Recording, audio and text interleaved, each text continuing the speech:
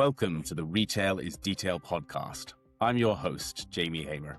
This is where we go beyond the headlines and get into how great retailers and tech innovators really think, from trading to teams to business building to tech, loyalty, and data. Every Monday afternoon, I talk to the people building, running, and reinventing retail, unpacking what's working, what's changing, and what's next. If you care about the detail of retail, you're in the right place. My guest today is Paul Ryazanov, the founder and CEO of MageCloud, an agency that builds high-performing e-commerce stores across Magento, Shopify, and WooCommerce. Paul also founded e-commerce Camp, a UK accelerator supporting UK founders, and he has nearly two decades of experience in e-commerce as a developer, strategist, and the founder of Cabin Luggage. So Paul brings a complete view of how online retail operates. Paul, welcome to Retail is Detail. Thanks, Jamie, for the invite. Appreciate it. Paul, take us back. What was the first aha moment that made you realize e-commerce was where you'd build your life and career? It's a very interesting question because my journey with e-commerce started probably 2003, and when I used to be a web developer back in time, database engineer. So back in the day, we were doing everything. Like if you need like a Flash websites, etc. But obviously, e-commerce were booming in 2000, and there was only one framework called unscalable that was quite popular. So I decided to study this framework, and I started building the website on this old-fashioned, technology piece. But obviously back in the day, as commerce, the clients need some decent customization. So in my previous company, we developed our own framework for the e-commerce, and which became a foundation when we scale. We start selling this framework as an independent product, I'm going to say this way. And that's how I ended up with the e-commerce. It's just like when in the technology space, if you have you build one product, second project, third project, etc., then at the end, it just became the foundation. And then when the new guys coming in, you showcase them a good experience and expertise with e-commerce, and they just land with you as a client. There's another point which is quite interesting. In, if I'm not mistaken, 2008, I registered a profile on a website called Rent-A-Coder. It's a US-based, like a marketplace for the developers when you can post the project, get the developers. So I won the project that cost $500 for 3 months of the work. It was the game rental system. So if you remember, Blockbuster, Netflix was not like streaming was not there, so people were renting all those DVDs online. So I've built a project that cost like $500. I built it, delivered, and then I've created a website called w3rent.com. It's no longer available online, but that's how I start with search engine optimization as well. So I start promoting my website for the keywords such as DVD rental system, game rental system. Over probably 10 years, we built definitely like hundreds of websites because it was booming niche, everyone in the different countries.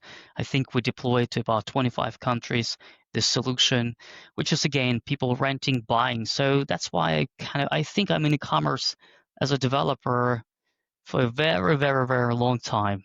And then it converts into conversion rate optimization when in, again, 2012, I think we were so much into this. We started doing some A/B testing, eye tracking, so I went for the PopCon conference as a speaker about that. So, but every single day I learn something new. The new platform, new engines, e-commerce never stops. What was the moment when you were like, yeah, e-commerce is going to be the future and I want to be there? I don't believe there's this moment when someone pays you the money, you just take it, and just do the project, So as long as you have a pipeline of the clients, then yes. Obviously with 2011, when Magento came as a commerce engine, we became a partner of Magento again, getting decent amount of the requests. We built MageCloud.net, which is the platform as a service for the e-commerce as well. Let me tell you this. There was no aha moments in e-commerce because I was always in e-commerce. It was just very slowly growing expertise in this niche. But it was not like when you decided to found a company. It was like more stay focused, stay on e-commerce, and and just do the stuff.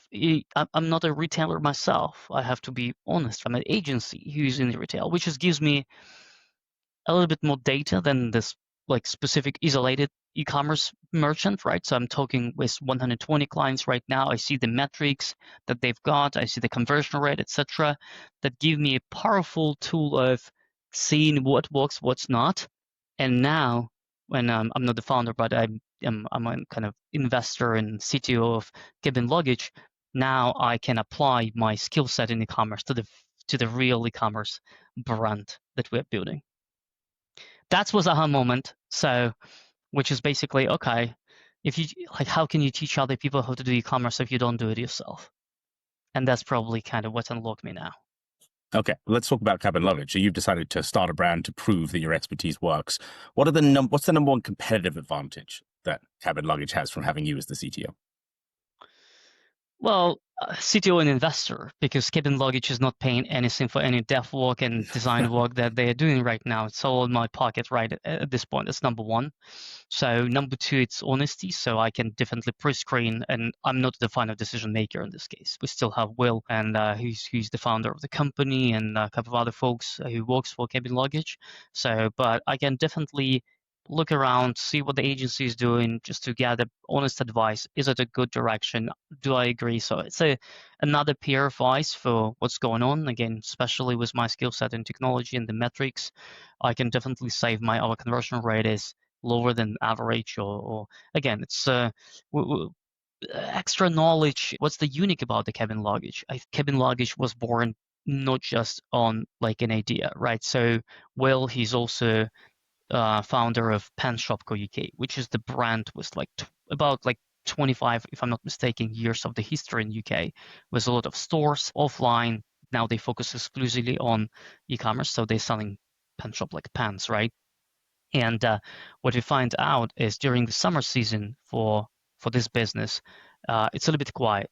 So the reason to go with the cabin luggage was to what can we do? How can we, probably not the right way to say, but let's say remonetize your audience. So the same audience that you already built over the years for Pen Shop, what can we offer them extra, and how they can trust us even more. So launching Cabin Luggage was the idea of helping business people, C-level, like me and you, find the perfect luggage that fits the airlines, good quality, lifetime warranty for the luggage as well. You know, we have some models, and like trouble-free travel, you know, that type of stuff.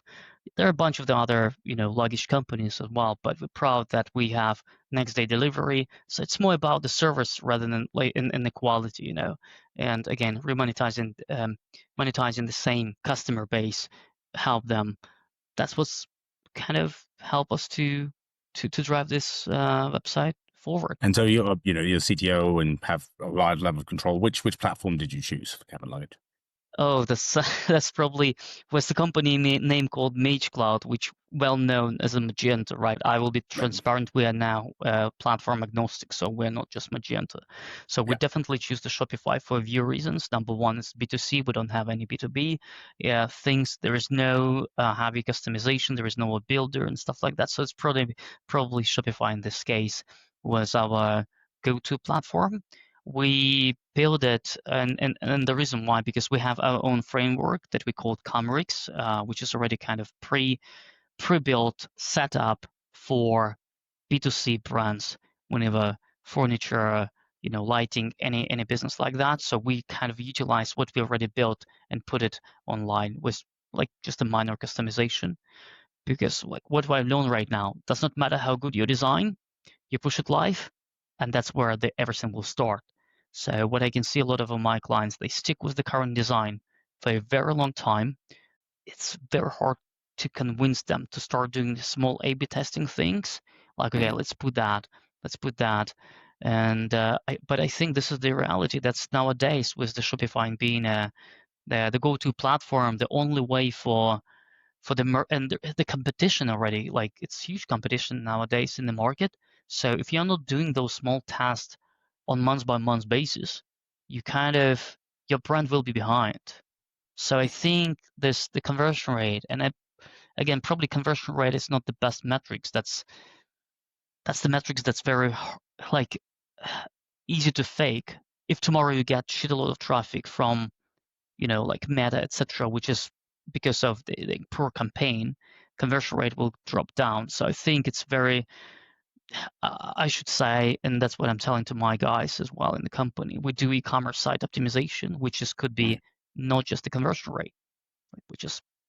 We just had a conversation with one of our clients, and just by replacing the payment gateway, we could potentially save £46,000 a year in transaction fees, right? So nowadays, I guess retailers, they have to look for the opportunity. They have to be on the podcast like yours. They have to see, they have to communicate, they have to interact, because that's the only way to go. Yeah. Getting customers there as well as converting them when they're on the website, right? 100%. And as you say, cost saving as well. So you would have a great view, and this is something we've talked about a lot, is the strengths and weaknesses of different platforms. Obviously you were, I assume, mostly a Magento agency, but if we look at the big platforms, Shopify, WooCommerce, BigCommerce, maybe Magento, what do you see as their current strengths and weaknesses, and what situations would you advise retailers to consider them for? I don't want to judge, because there's so many like BigCommerce software, PrestaShop, Xcart, CSCart, those platforms I'm going to leave alone because I never worked with them, so I don't want to judge them. I'm going to be considering just WooCommerce and Shopify and Magento, right? Magento because I natively started, and then WooCommerce and Shopify, we have decent expertise with that. So I'm usually recommending Magento for the projects when they have a B2B system in place. So they have B2C and B2B. When the business will require some decent customization and configuration. So for example, automotive industry, I will never recommend the automotive brands to be on the Shopify just because of the limitation of the platform. If there's some builder stuff that's going on, again, you can still do a custom Shopify app to fit the needs, but it means that then you're supporting Shopify and custom app separately. I also recommend Magento when retailers, they have a decent amount of the revenue right now, because paying 1.2% Shopify fee while you can find a payment gateway processor for 0.3%, I mean, on the big numbers, that's quite a bit of savings. So again, that's why, but I would never recommend Magento, for example, for the brands that have like 10, 20 products only, like B2C. Never. It's just too heavy, too heavy. For this one, I probably choose between WooCommerce and Shopify. Magento probably not the best platform if your business it's about subscription.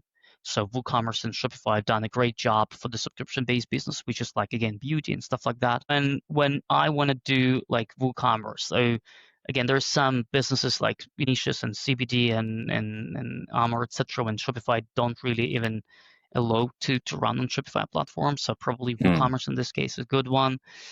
And also, again, transparently, if you want to control your business, you want to own the data, because on Shopify, you cannot customize checkout. Even on Shopify Plus, yes, they have a headless whenever they kind of build your own another headless, but then it makes it useless. I mean, it's even more complex to support. So I'm always trying to find what's what best for the merchant. I'm not selling, like a lot of agency, they focus on one single platform and they selling this platform, and I see it. Like sometimes merchants coming to me crying, like, hey, I'm on Magento, it's killing my business, etc. And I'm like, I just said, like, who recommended? Oh, that was an agency. And I was like, don't get me wrong, if you go to the agency that do just Magento development, guess what? Would they recommend the Shopify? Absolutely not. In my case, with my agency, I'm trying to understand what customer needs and then just recommend the best platform. Simple as that. I love Shopify. I love WooCommerce. We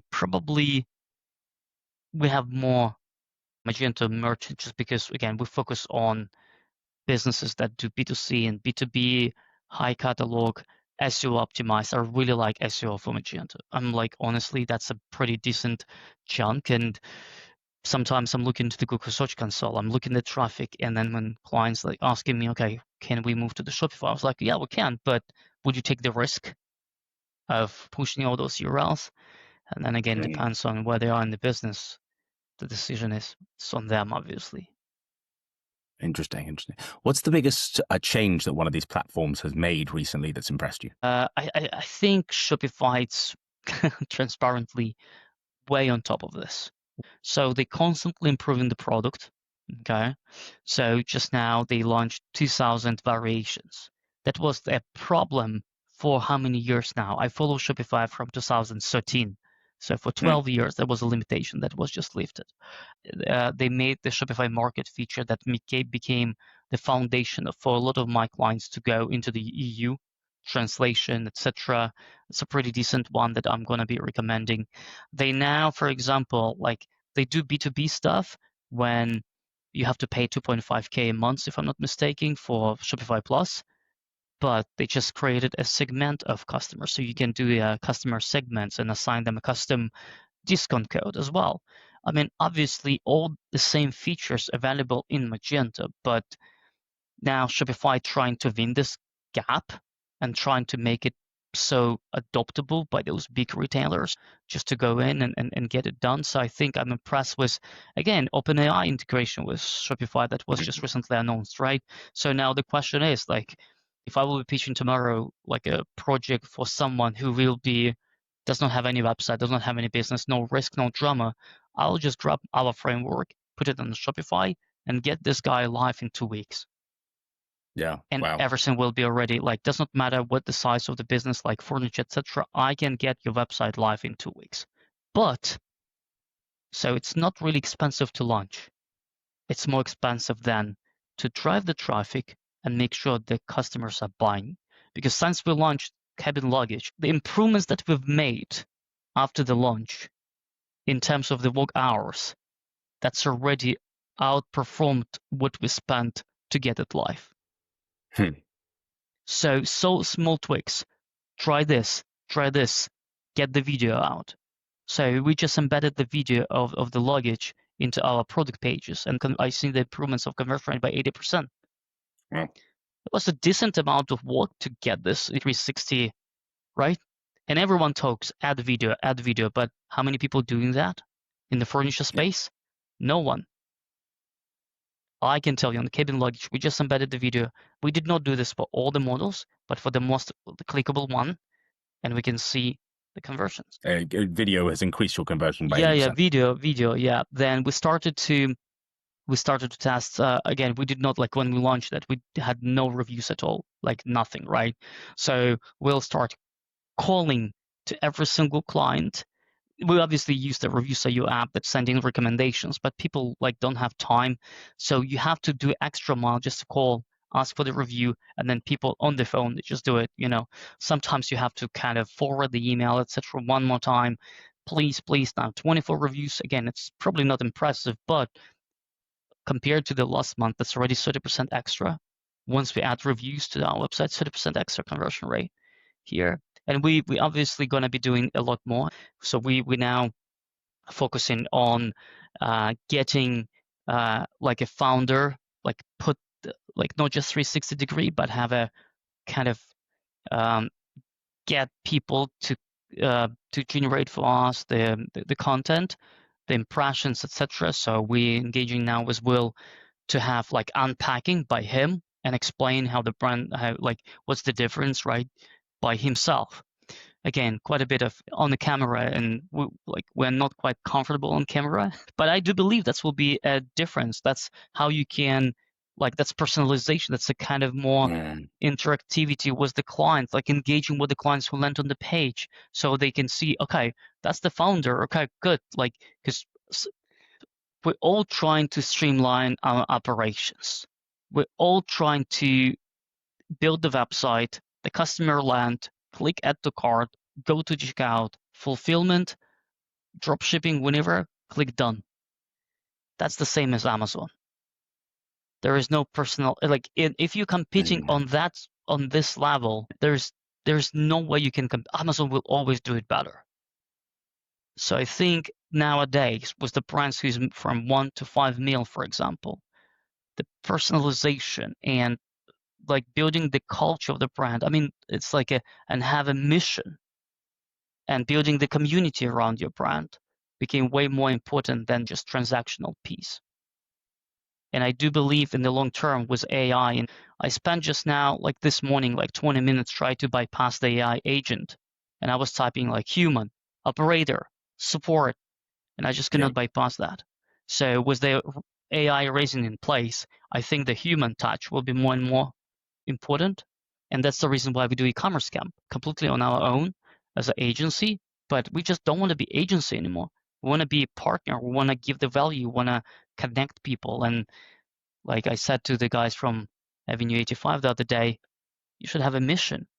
If you are selling like clothing for walking, the best way to broadcast about your brand, just organize the hiking. The hiking whenever stuff and go to the mountain and just you have a bunch of the people in your database and just message them. We want to have Avenue 85. We want to celebrate Avenue 85 birthday. We get 30 people hike, pictures, content, social. Social is something that will stay with you.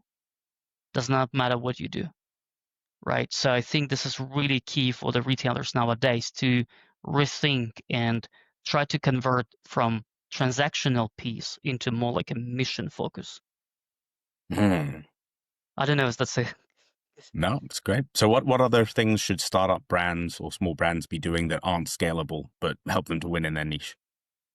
So if you look at the Gary V, the most unscalable stuff that you have, if you keep doing this consistently, that's when the bottle. I'm not comfortable in front of the camera, but I'm keep just now generating the content because that's the assets that put me aside. So like we don't have a fancy office like most of the agencies with the billiard, ping pong and all the fancy stuff. Our office is shit. 6 people. So what we do nowadays, we say, okay, if we cannot broadcast about our office, who fucking cares? I would rather go to my client office and do some photos from there as me being involved into their business. That's what they need. So if you're a small brand, you're just starting, right? Again, it's if there's a founder who's listening to this podcast, I'm going to tell you, it's not easy.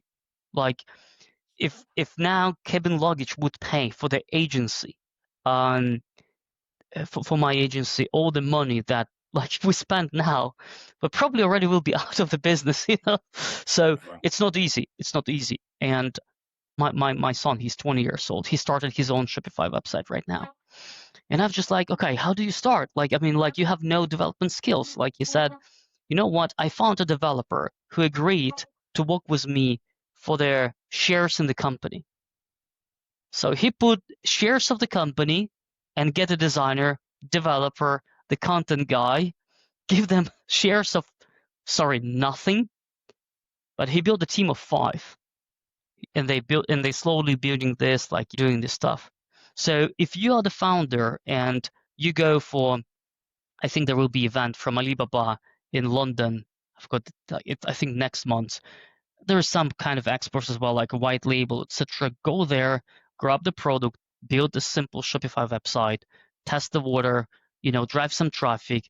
Very easy. Just see, Otherwise, if this is your first brand in e-commerce, I would highly recommend. That's what I said to my son. But obviously, when our kids never listen to us, right? Like they want to be their own. So I said, instead, you should join the e-commerce brand, learn what they do, learn all the metrics, learn on the channel, all the strategy, the pipeline of the content creation. And then once you work there for 2 years, go out and then start your own. I think just jumping into the commerce with no expertise at all, the chances of winning probably will be so low nowadays. Competition. What's your son's brand and how's it doing? He's in Warsaw right now, so he just finalized his business and management university. I think he started something like kids' toys and stuff like that. So I basically bought the ticket to the Amazon conference when everyone's saying, go for Amazon, find the product, put it on Amazon, like dropship, etc. Which is, again, I know back in the day, there was quite a bit of people who became successful doing that. So he kind of, again, he went to this conference and started doing this. I'm not sure if he's spending the money. I don't believe he's making much money, but I do believe that, okay, follow your passion. If that's what you want to do that. Like mistakes. When you're 20 years old, there's plenty of times to make mistakes. Just don't sit and do nothing. That's the number one. Don't scroll the TikTok, just go ahead. Awesome. Let's talk about major cloud clients. So when you meet a new client, what's one question you ask that tells you whether they're serious about growth? That's a great question, because normally they came to us with some technical issues. But nowadays, and again, very transparently with you, for agency that just a dev shop, it was very challenging to present the data in the right way for the client. So if you're in the marketing agency and you're doing, let's say, Google Ads, you say, okay, our agency fee is that, the marketing budget is that, the revenue that we can generate for you is that. So it's measurable. With Right. development, unfortunately, when you're fixing 10 bugs on the website, it's very hard to measure the results, okay? So by today, we only measure that, and it's not just us. I know there's a bunch of agency who does that. When the job that we are doing is measurable by the hourly rates and the human being doing something. So the new strategy that I'm validating if brand is serious about growth or not, I'm basically asking them a few questions. Number one, what's your sessions? What's your average order value? What's your conversion rate? Three things, three metrics. Then I'm looking to the website and I can plus minus predict that in 6 months we can increase the average order value by 10% in the worst case scenario and increase your conversion rate by 10%. So just now, without kind of talking much into the specific details, we're building right now the proposal of the company. They have 500,000 revenue a month, 0.9% conversion rate, 550 average order value. So just by increasing by 10% this average order value and conversion rate, we can unlock for them about 52,000 a month extra revenue. Nice. Which means I can then ask client to pay for the team who will be working on the project exclusively with the specific goal, which is measurable. And again, eventually, if I will give them a quotation of how much it's going to cost on month by month basis, if they're not seeing if they're not serious about getting to the point that I just outlined, there is no point to waste my time. Okay, cool. So So you I show them the think, prize, you give them the cost, you see whether they're serious. yeah, if are you ready to go and unlock another 50K a month? Pretty much. That's the question. Again, What's the not big everyone on this stage, but obviously, if we're talking about the solid clients, that's probably the pitch, because we also work with a little bit like a startups on, I would say, the brands on the very early stages. But they have to understand, same as with the cabin luggage, at first it's investment. So you have to put the money in before you go live. And obviously, that's the reason why when I joined the cabin luggage is I want to prove my skill set over the next 6 months to get the company from absolutely zero to, let's say, 30K revenue, and then 50K, and then slowly building this.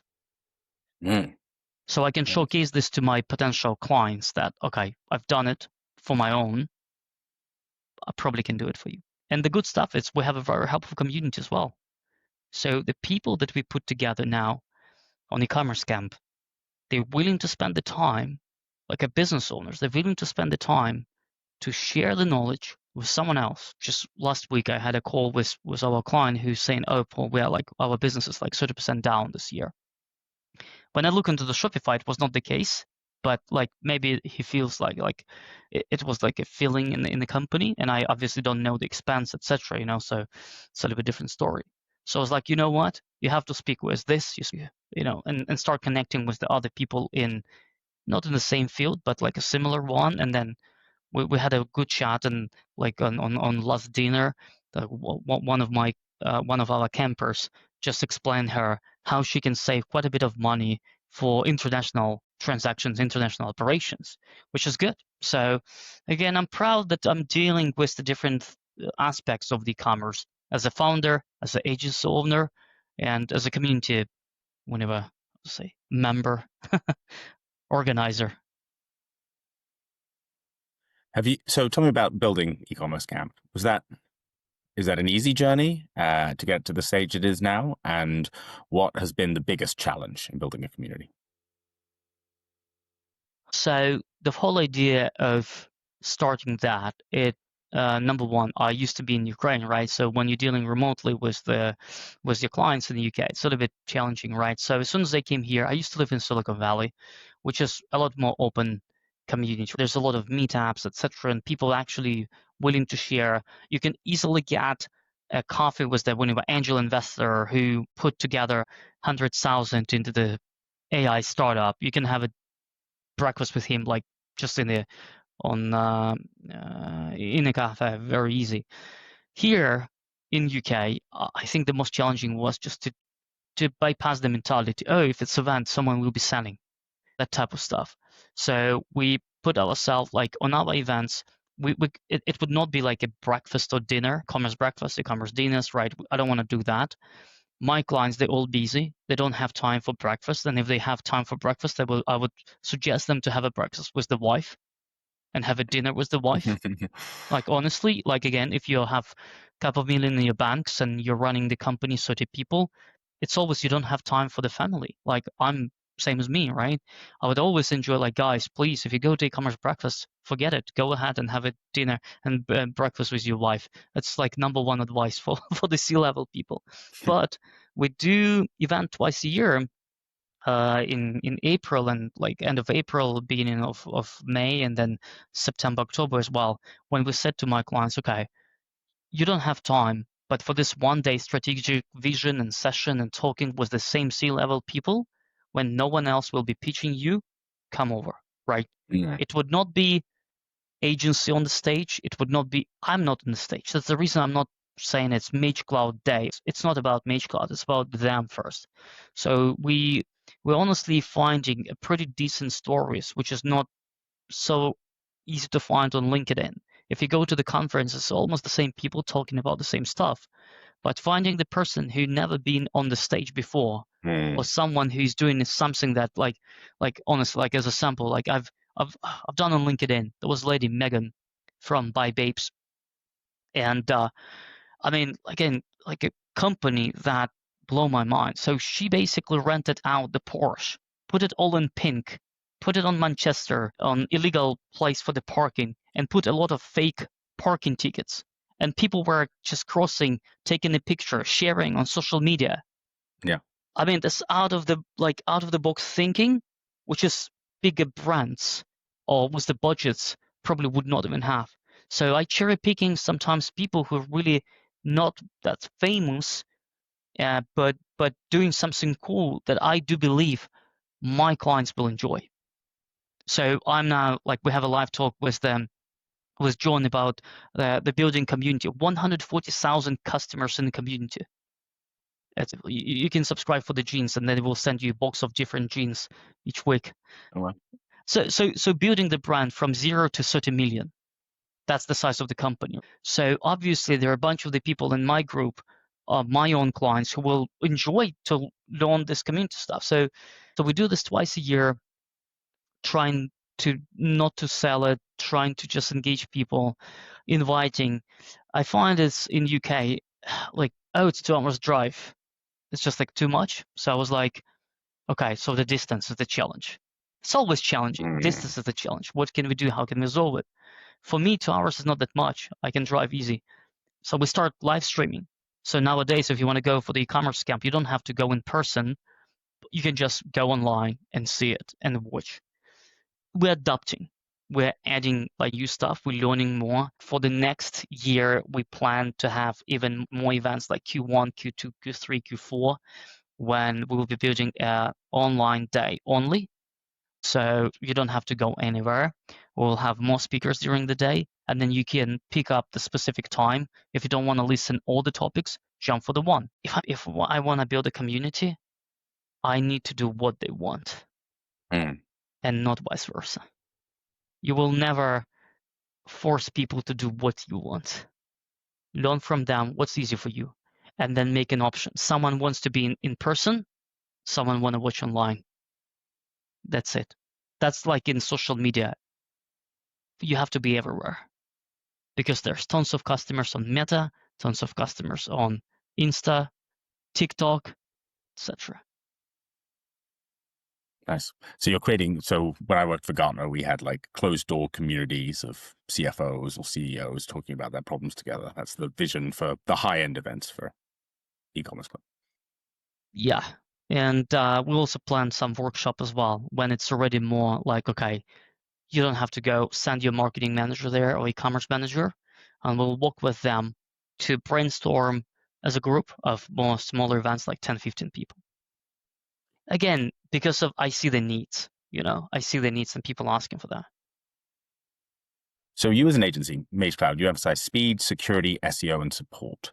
Which of those pillars do ambitious retailers undervalue the most? So I can tell you most of the retailers, they would ignore, they know importance of SEO and because they want to have a free traffic, okay? They know they need to invest there.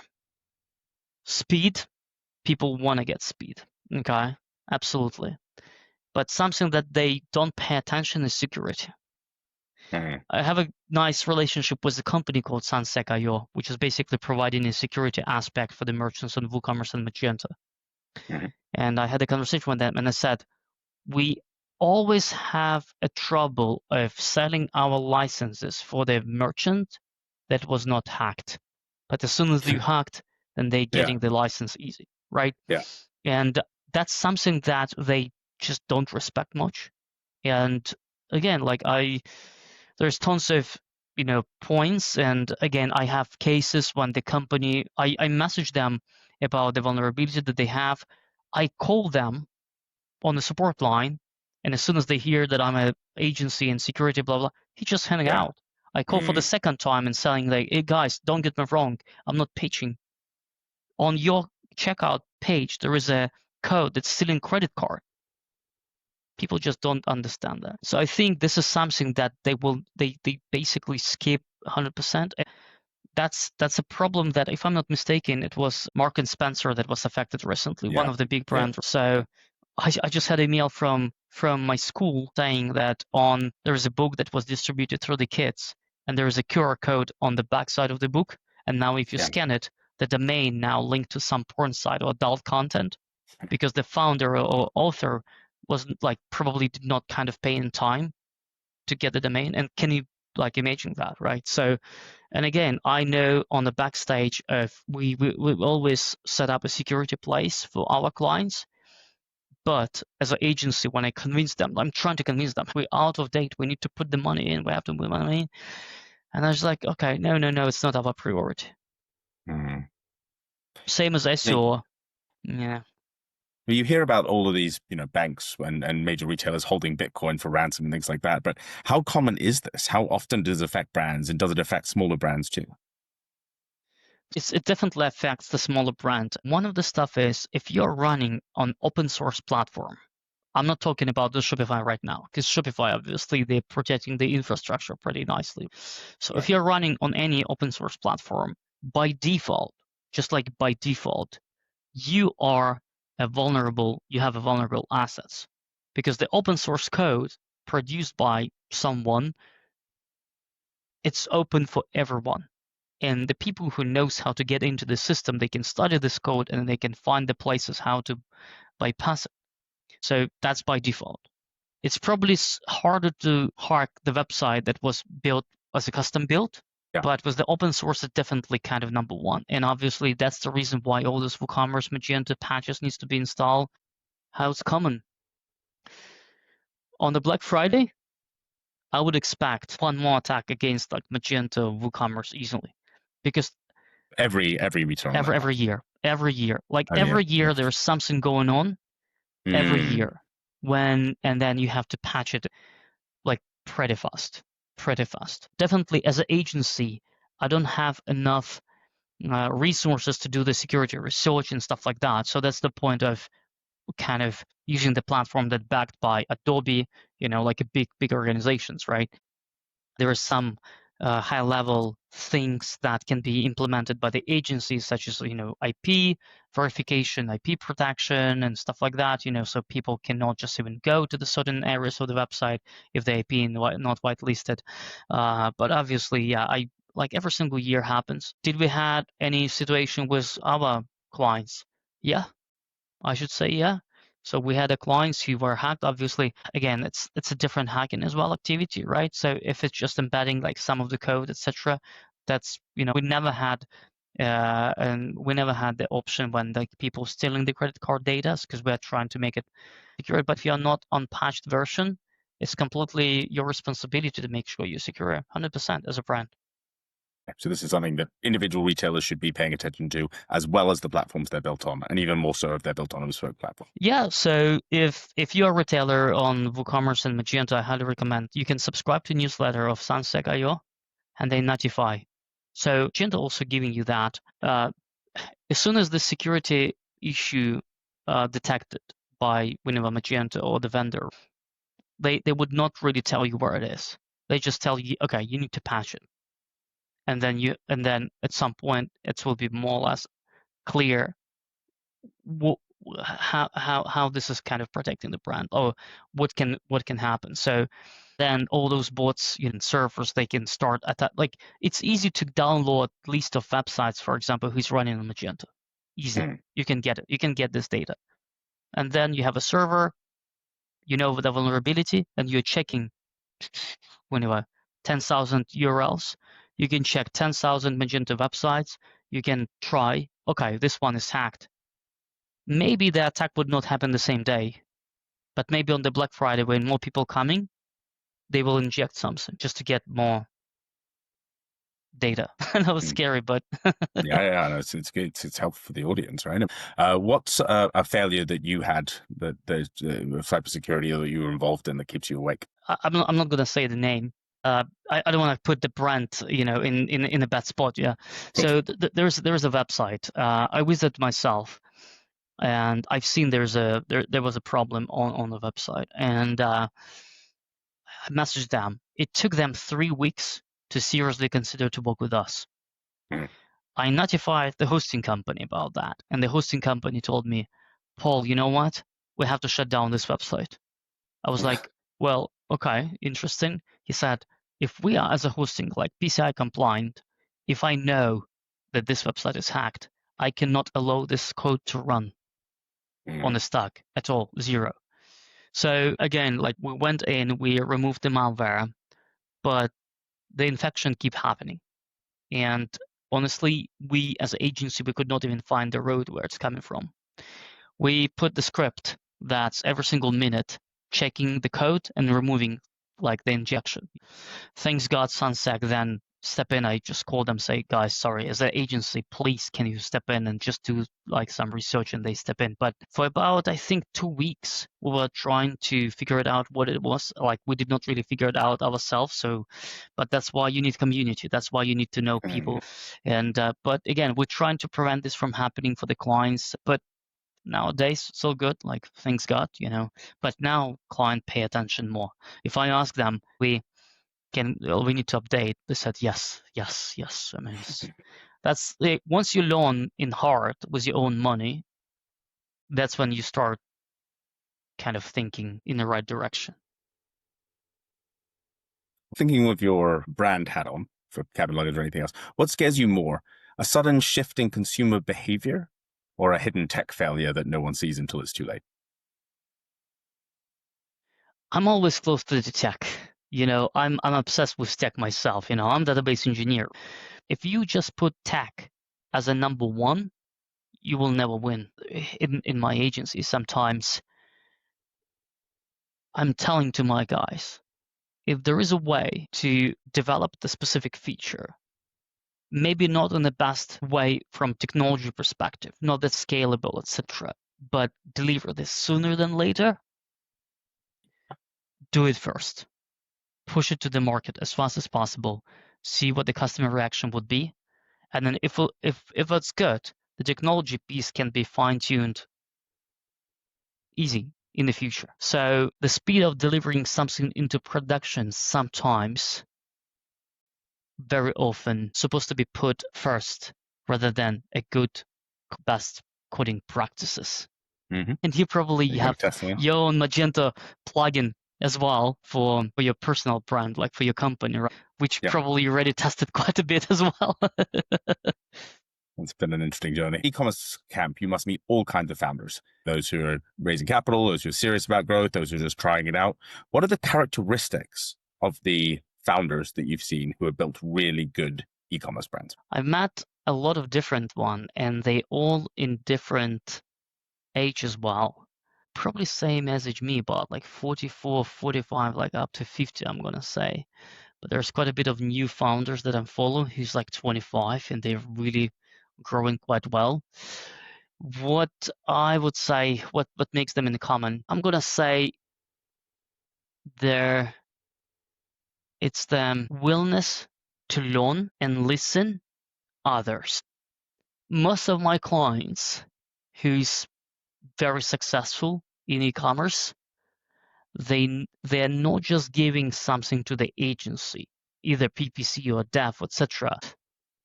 So almost all of my clients, they can physically go in and they can do something in the Magento configure, like the founder who can do like a make.com integration of different tools himself. Right. So I think this is one of the key differences if I'm going to talking about my clients. I don't know about other agency, but I think this is the opportunity to learn technology side and the marketing side themselves. What they don't good at, it's putting their own name on it and being the brand leader. They always Right. hidden behind the name of the company. And that's something that I'm trying to change for them because people nowadays, oh, I'm not good in front of the camera and that type of stuff. So when you go to the website, there is no attachment to the specific person. Sometimes it's good, sometimes it's bad. But I do believe, I think that's probably the new things such as social interactions, which is our kids way more easy to learn for us as already a little bit older people where we can be better at this. They're still good at one-on-one talk. They're still good at my events, but talking with the audience through the camera, that's probably one of the skill that I wish even myself get in the next when it was 6 months. So we need more founder-led brands that are helping. 100%. 100%. Awesome. Well, we're going to move on to the questions we ask all our guests. You've been involved in e-commerce and retail for a long time. What's the detail of retail that you like the most?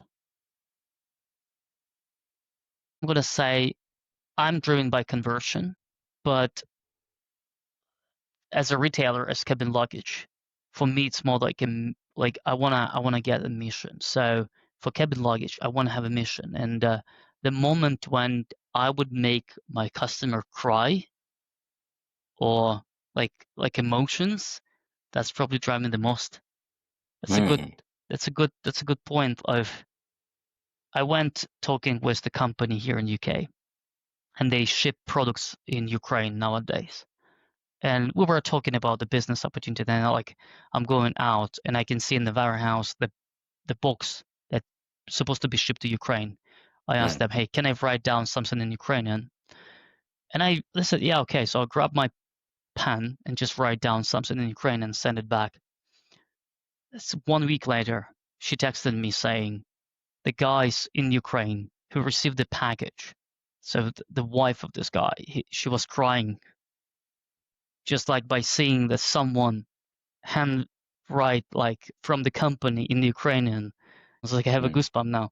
I think we all as retailers have to be passionate about delivering the service that's outperform and not just transaction like box deliver it. No, it should be something more.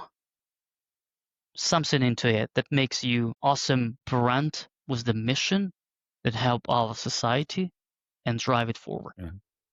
And then conversely, what detail of retail would you most want to change? I wanna get out of the AI and I want people to be human being, answer the calls in time and deliver the promises. That's probably number one. And what I said to my guys, we're not gonna work with anyone who have a bad Trustpilot reviews. I just don't want to support the business who's like, delivering not the quality stuff or don't really care. if your Trustpilot 2.0, and I understand there's a bunch of the fake reviews, etc., but if your Trustpilot 2.0, your company should die. There's some honesty. What's your most controversial prediction for the future of retail? Well, I do believe, and that's what I texted to one of my friends right now, because we're thinking about building something in e-commerce. So I do believe that if we build at some point, and that's the problem of the Shopify as well, when the checkout is very much one set for all the customers. If we can have somehow the e-commerce react to my personality in terms of the checkout, understand my needs using AI and stuff like that, and make it so much easy for the brands to interact with my website, etc. I think this is the number one that brands have to invest in, not even brands, but the platforms. And again, with the mobile, with AI, with the chat interface right now, the shopping will change. I think we're in the position right now when e-commerce as an industry will change significantly. I do believe that we should adjust AI into the best possible way, but not replacing human, but just like help. So personalization through the tailored experience. Personalization and a kind of more dynamic framework that will adjust. So it's not about like putting just the right product based on my history, but even the checkout experience, right? Like, for example, I went for the conference the other day who's selling like a pets product, but when I analyze all those websites, they never ask even for the dog name during the Right. checkout, Yeah. right? Huh. You have Yeah. first name, last name, address, credit card, but you never ask what's the breed of the dog and what's the name and how can you market your product and make it personal all through the channel. Again, you go to the Shopify and then a bunch of the people like that, like bunch of the sites, same. So I think nowadays getting the data of your customers in the right way and then giving them across all the channel a good experience. I don't know. I know you have a dog, right? Yeah. So just like sending, okay, let's say happy birthday to a dog. That's what makes it different. Yep. If you send me an email about DeFi, I'm much more likely to reply to it. That's it. Awesome. And what is your craziest story from working in retail thus far? I went for the conference and we'll bring a couple of like stuff, and then the suitcase. I'm like looking in this suitcase, like what's a wonderful suitcase. I grab back home, and then there was a scratch on the suitcase that I did not realize, in the first place. I called to saying like, you know what, very expensive this suitcase. Like, what can we do about this? He started chatting with the brand because we are reseller, obviously. They just say, okay, that's fine, and they sent the replacement, and it was with me like next day, just like next day. So, I mean, I don't know if my clients even have this type of service, but for me as a personal, like, that's amazing. They never ask any specific questions. Okay, send me the proof, send me the pictures, send me the photos, all that type of stuff. They're just like, okay, here you go. I should probably ask my wife. She's my go-to market, Nice. I'm just paying the bill, Well, that is super impressive that level of customer service is possible. Paul, thank you so much for coming on the podcast. Thank you very much, Jamie. That's it for today's episode of Retail is Detail. This episode was brought to you by Loxa, the Klarna for insurance, protecting every retail customer everywhere. We support retailers in offering product protection on all major platforms, online and in-store, on all insurable categories. Visit loxacover.com to find out more. You can catch previous episodes on YouTube, Spotify, or Apple Podcasts, or at retailersdetailpodcast.com. I've been your host, Jamie Hamer. Thanks for listening, and see you next Monday.